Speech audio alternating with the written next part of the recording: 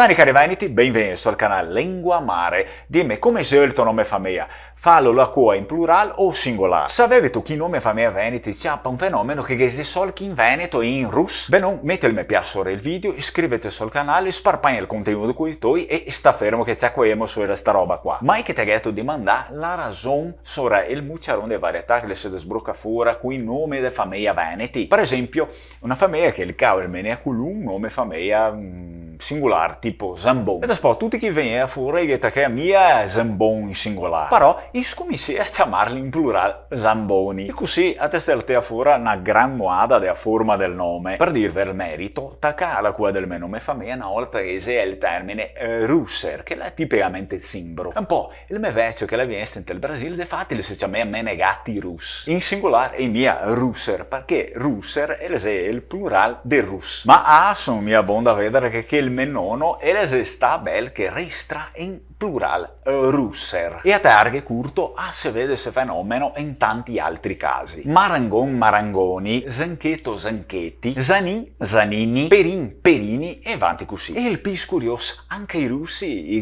sta costumanza qua.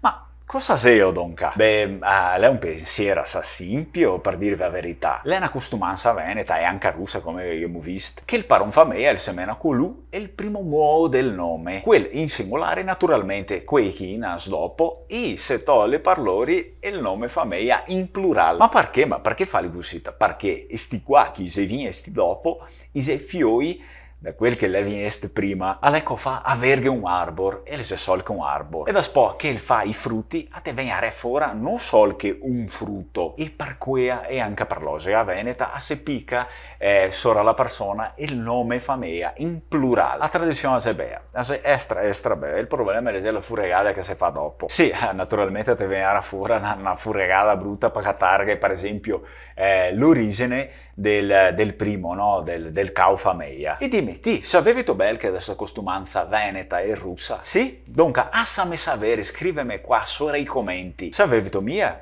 Allora, dimmi, cosa pensi tu? Se è una buona costumanza o una brutta costumanza? Muito bem, pessoal, então resumindo o que eu falei em Vêneto, os vênetos têm um costume no mínimo curioso, né? Um costume que é muito parecido, aliás, com o costume dos russos, porque o chefe da família tem, quando ele tem um sobrenome no singular, esse sobrenome vai passando para os filhos no plural. Então, a maior parte das variedades aí dos nossos sobrenomes, né, como eu citei para vocês, Zanin, Zanini, acabou, né, decorrendo disso, no mínimo curioso aí e tradicional. Então, porque segue uma lógica, né? O primeiro é aquele lá que está no singular, e aí depois dele vão vindo os outros, que são os filhos, e eles vão pegando esse plural aí, né? Enfim, é como se fosse eu sou o Fernando, e aí depois os que saem de mim são os Fernandos.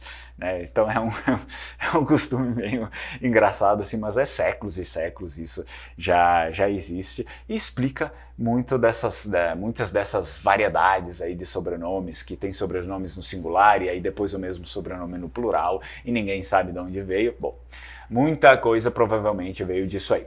Não se esqueça aí de curtir o vídeo, de se inscrever no canal, de compartilhar esse conteúdo com todas as pessoas que se interessam para a gente fazer com que o canal vá um pouco mais longe, né, cada vez mais, e leve esse conhecimento para as outras pessoas, porque são conhecimentos que me faziam falta quando eu não sabia e eu acredito que eles fazem falta também para várias outras pessoas. É por isso que esse canal foi criado, né, para eu tentar, pelo menos tentar ajudar muitos que tinham essas dúvidas como eu, né? Como eu tinha e eu ainda tenho várias e várias dúvidas, mas eu vou tentando aí junto com vocês estabelecer, digamos, um campo de conhecimento um pouco mais amplo cada vez mais. E é lógico, se você tiver mais curiosidade para saber como entende toda essa lógica, essa questão da língua veneta, eu deixo um link aqui embaixo para você acessar um curso meu de língua veneta. Beh non, te ringrazio una musica che ti si qua e Strucon, fratelli, Strucon, Sorea, Zai Zai!